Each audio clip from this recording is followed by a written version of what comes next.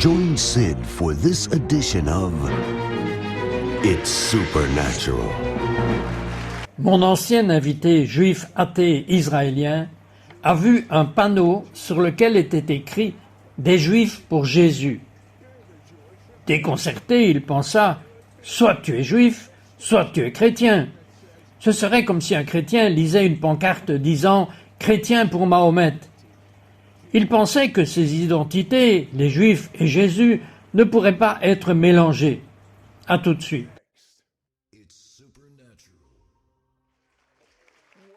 Bienvenue Saint-Esprit, viens et coule dans cette émission.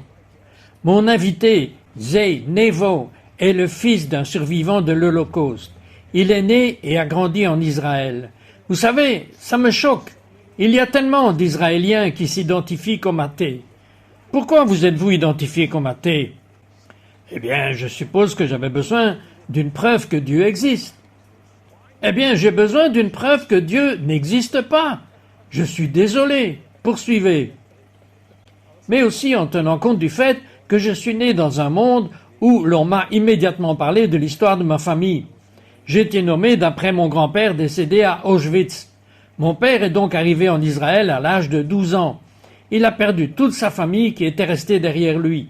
Donc, sur la base de cela, je n'ai pas été élevé pour croire en Dieu, et j'ai simplement vécu ma vie sans croire. Étiez-vous à la bar mitzvah? En fait, je l'ai fait. Je ne voulais pas vraiment faire ça parce que j'avais mon meilleur ami. Ne savez-vous pas que vous recevez tellement de beaux cadeaux lorsque vous fêtez votre bar mitzvah? Oui, maintenant je le sais. Mais avant cela, je ne le faisais pas. Et je me suis dit, eh bien, si je ne crois pas en Dieu, pourquoi est-ce que je vais faire tout ça? Dans quel but? Mais à ma grande surprise, mon père m'a dit, non, nous sommes juifs et tu devrais vraiment faire la bar mitzvah. Et je l'ai fait. Maintenant, ils disent qu'il n'y a pas d'athées. Ils sont tranchés. Vous avez servi dans l'armée israélienne. Qu'avez-vous fait dans l'armée israélienne? J'ai été envoyé dans un groupe qui sauve des gens dans certaines situations. D'après ce que j'ai observé, c'est un travail très dangereux. Cela peut être le cas, mais pas toujours. Donc, vous êtes juif, vous vivez en Israël, vous êtes athée, vous prenez le bus, et chaque fois que vous êtes sur cet itinéraire, vous voyez un magasin. Que lisait-on sur la vitrine de ce magasin? Eh bien, c'était à Londres, et le magasin disait en anglais « Juif pour Jésus ». Je pensais qu'ils étaient très confus, c'est le moins qu'on puisse dire. Qu'avez-vous essayé de faire pour l'aider? Après un certain temps, cela faisait environ 2 ans, j'ai continué à voir. 2 ans? Oui, je n'arrêtais pas de voir le panneau.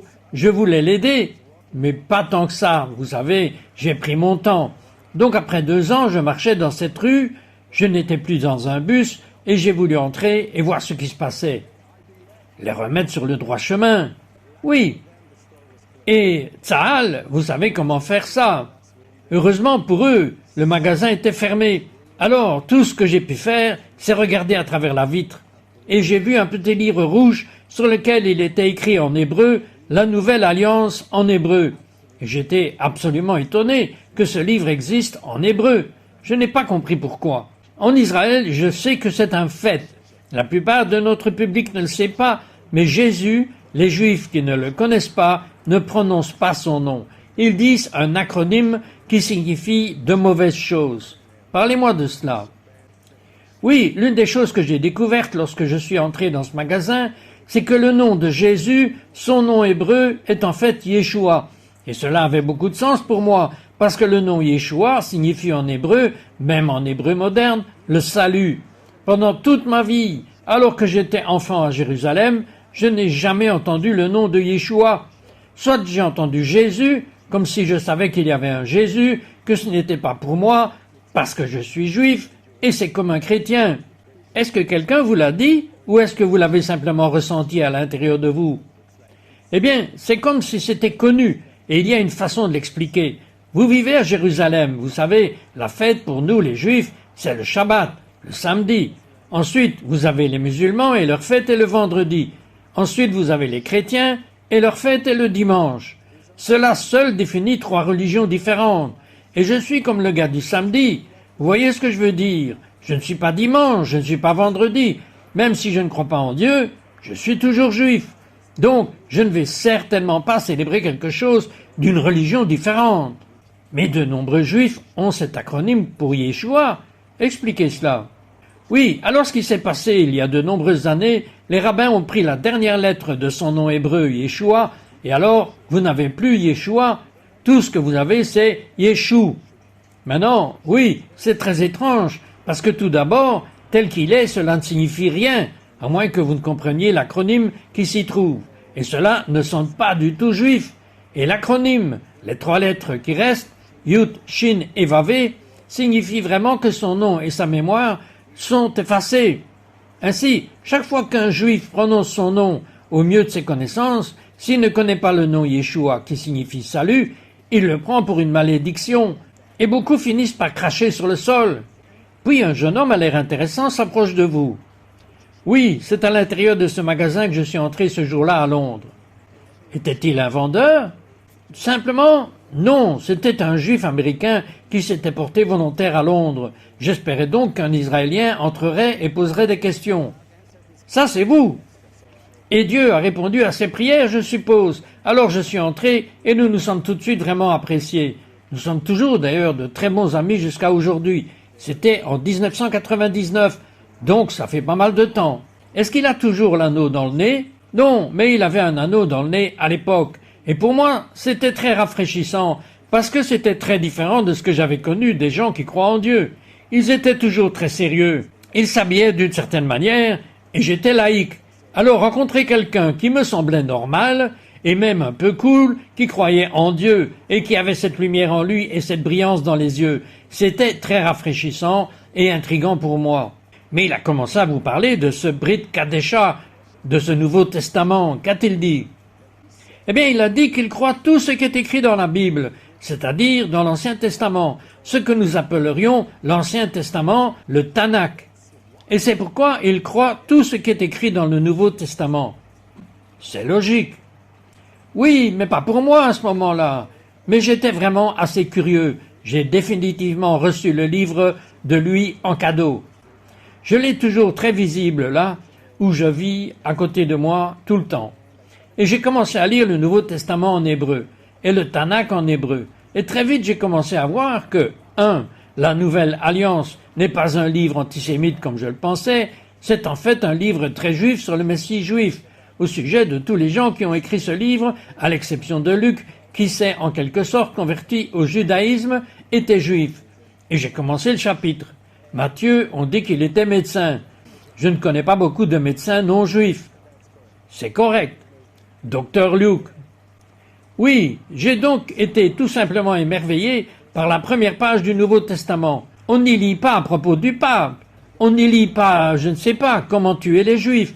Vous lisez l'histoire d'Abraham, d'Isaac, de Jacob, de Judas et de Yeshua, le Messie promis d'Israël. Et puis, environ 3 mois plus tard, il y a eu quelque chose qui a changé votre vie. C'était surnaturel. Vous avez dit cette prière. Que s'est-il passé? Eh bien, j'ai rencontré mon nouvel ami. Nous nous rencontrions environ 1 fois par semaine, et ce jour-là, il est également venu avec sa femme. Nous étions assis quelque part et nous parlions. Je crois qu'il a senti à la façon dont je parlais que je croyais probablement déjà en Dieu, que je croyais en Yeshua, que je croyais tout. Et quand nous nous sommes rencontrés pour la première fois, je ne croyais rien de tout cela. Alors il m'a demandé si je voulais prier. J'avais 27 ans et je n'avais jamais prié de ma vie. Nous, le peuple juif, nous sommes le peuple du livre, nous prions, nous le faisons, mais au mur occidental, je vois des juifs qui semblent prier. Mais vous n'aviez jamais prié. Non, parce que je ne croyais pas en Dieu. C'est pour les juifs religieux tout ça. Je n'avais même pas ouvert ce livre, parce que pourquoi ferais-je cela? Alors j'ai prié. Eh bien, il m'a demandé de prier et j'ai dit, que voulez-vous dire par prier? Il a dit, eh bien, si vous croyez, vous devez confesser et dire que vous croyez en Dieu. Alors j'ai dit, eh bien, je ne sais pas de quoi vous parlez, mais divisez-le en segments pour moi, ce que vous pensez que je devrais prier, et j'examinerai chaque phrase, et si j'y crois, je la répéterai après vous. C'est logique. Alors nous l'avons fait, et j'ai dit, oui, j'y crois, et je l'ai répété. Et pourtant, oui, j'y crois aussi, et ainsi de suite pendant un petit moment. Et tout d'un coup, ils sont tous si heureux. Ils étaient heureux?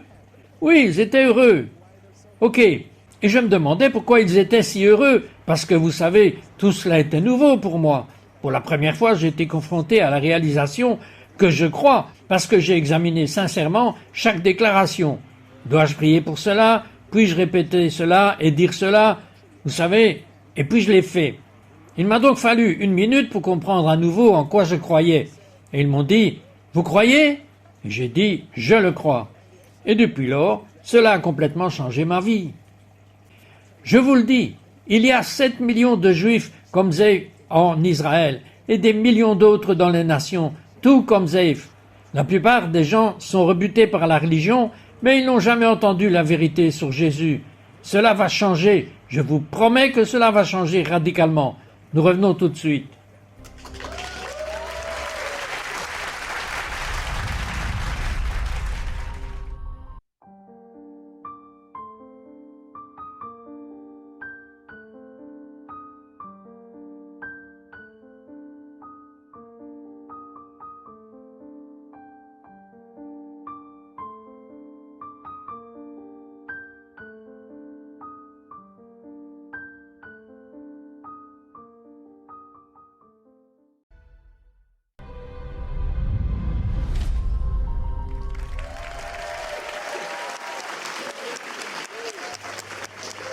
Aujourd'hui, Zé dit avec audace, la foi en Yeshua fait de vous un vrai juif et renforce réellement votre identité juive.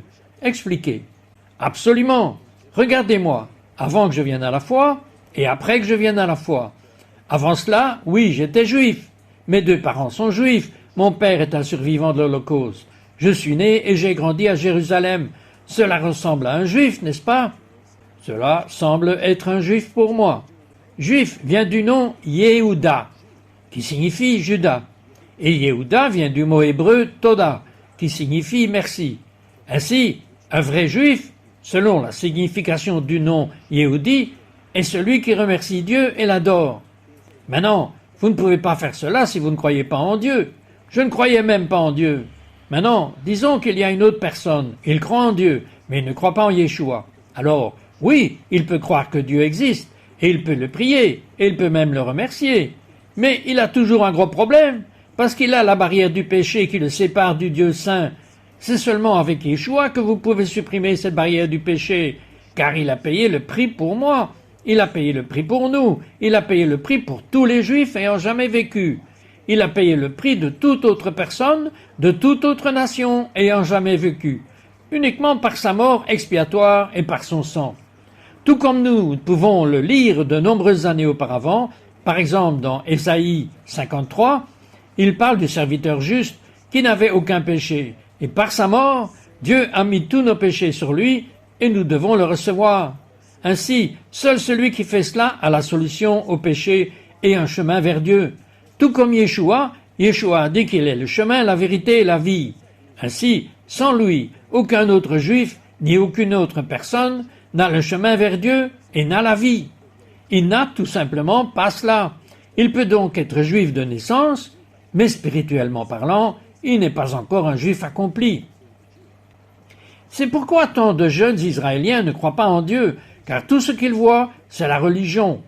Et je pourrais ajouter que cela s'appelle la religion des rabbins. Ce n'est pas la religion de la Torah, du Tanakh, des Écritures juives, car pour avoir la religion des Écritures juives sans effusion de sang, il n'y a pas d'expiation pour le péché. C'est donc la seule manière. C'est pourquoi il n'y a pas d'autre nom qui ait été donné aux hommes par lequel nous devions être sauvés. Beaucoup de gens ont d'énormes ministères humanitaires. En fait, la plupart des chrétiens ont de grands ministères humanitaires pour Israël, et je les félicite pour cela. Mais ils n'ont pas le même fardeau pour le salut d'Israël, car s'ils le font, ils ne seront pas aussi aimés par la communauté juive. À quoi bon bénir Israël et retenir l'Évangile? Si je peux me permettre une déclaration un peu forte pendant une seconde. Eh bien, je suis fort, allez-y. Ok, j'ai entendu ce terme et il résonne en moi. Je veux dire, faire cela est tout ce que nous faisons en tant que chrétiens. Comme l'aide humanitaire, c'est vraiment aimer les Juifs à l'excès. Parce que tout ce que nous faisons en dehors de partager l'Évangile, ne les conduit pas à la foi salvatrice en Yeshua. Si nous cachons l'Évangile et exprimons simplement notre amour par des dons, par l'aide humanitaire, je remercie vraiment tous ceux qui le font, c'est très gentil de leur part, mais cela ne sauvera pas les membres de ma famille qui ne sont pas sauvés. Pourquoi passe-t-il tout ce temps à collecter des fonds pour l'aide humanitaire, alors qu'il ne donne même pas 1% pour le seul espoir qu'un juif ou un gentil a, c'est de voir quelqu'un de parfait mourir à sa place, Yeshua. C'est ce qu'il a fait pour nous. Il n'y a pas d'humain au-delà de l'homme-dieu qui s'est fait homme et a marché parmi nous. Yeshua est caché au peuple juif. Vous dites que vous aimez le juif? À quoi sert votre amour s'ils meurent sans que leurs péchés soient pardonnés? Ce n'est pas de l'amour, je suis désolé. Je vous félicite de faire des choses humanitaires, mais à quoi cela leur servira-t-il lorsqu'ils mourront? Pourriez-vous regarder la caméra et très brièvement, environ 1 minute, que diriez-vous à une personne juive qui regarde en ce moment? Je dirais à mes frères et sœurs juifs en Israël et dans le monde entier, nous sommes nés et on ne nous a pas dit la vérité. On nous a raconté toutes sortes d'histoires sur la Bible et nous avons vu la religion du judaïsme complètement changer après qu'Israël ait rejeté le Messie au 1er siècle. Il n'y a plus de temple, plus de sacrifices, et tout le judaïsme a dû changer temporairement parce qu'il n'y a plus de temple et aucun moyen d'apporter l'expiation. Mais cette saison temporaire, c'est déjà passé depuis 2000 ans. Alors je pense que cela devrait nous faire réfléchir à ce qui s'est passé juste avant cela. Et pourquoi avons-nous subi la punition de 2000 ans d'exil et la destruction du peuple? Quelque chose a dû se passer. Dieu ne ferait pas cela sans raison. Alors je vous en prie, réfléchissez-y.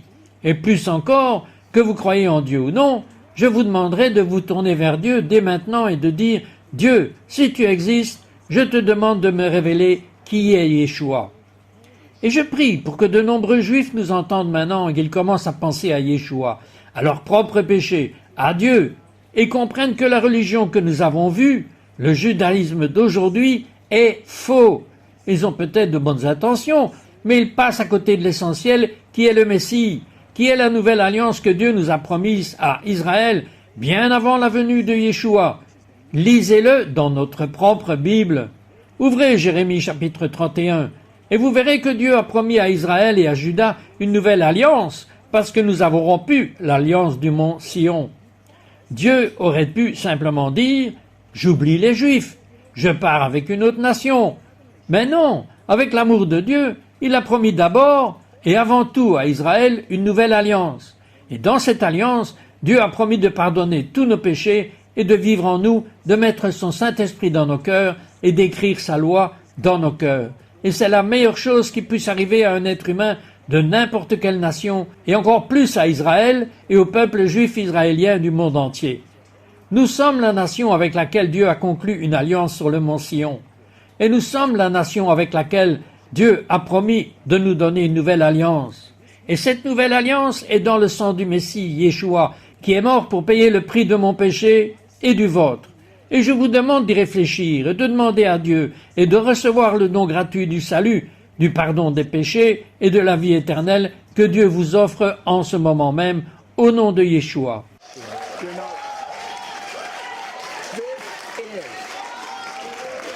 Vous savez que c'est le moment de favoriser Sion. C'est le moment où la gloire de Dieu va frapper Israël. Et Dieu m'a donné une stratégie pour atteindre le peuple juif que vous pouvez mettre en œuvre facilement. J'ai fait un rêve, le rêve le plus vivant que j'ai jamais fait de ma vie. Et Dieu m'a demandé d'écrire un livre qui toucherait plus de juifs que tout ce que j'avais jamais fait. C'est ce qu'il m'a dit. Et le projet 77 a été développé. À ce jour, nous avons réalisé le livre et nous avons envoyé 2,6 millions de ces livres à des familles juives. Et si vous souhaitez faire partie de ce projet, nous vous enverrons 7 noms de 7 personnes juives à qui nous avons envoyé le livre et qui ont besoin de quelque chose que vous seuls pouvez donner, la prière. Sans prier pour quelqu'un, il n'y a aucune chance qu'il parvienne à percer les ténèbres après 2000 ans de mensonges sur le Messie d'Israël. Vous pouvez faire une telle différence. Si vous voulez en apprendre davantage à ce sujet, allez sur citrote.org/77. Est-ce qu'il y aura des évangélistes ardents qui surgiront d'Israël, Sève? Eh bien, c'est quelque chose qui va arriver. C'est sur la chronologie. Et quand cela arrivera, ces Juifs israéliens, nés de nouveau, remplis de l'Esprit, iront partout dans le monde. Et le réveil dans le monde sera plus grand que ce que nous avons jamais vu jusqu'à présent selon les Écritures. Le plus grand réveil qui ait jamais eu lieu a commencé avec une poignée de pécheurs juifs. Que se passera-t-il lorsqu'Israël sera enflammé par l'Esprit de Dieu? Lorsque ces évangélistes fougueux d'Israël iront une fois de plus aux quatre coins de la terre. Nous verrons Yeshua revenir. Amen.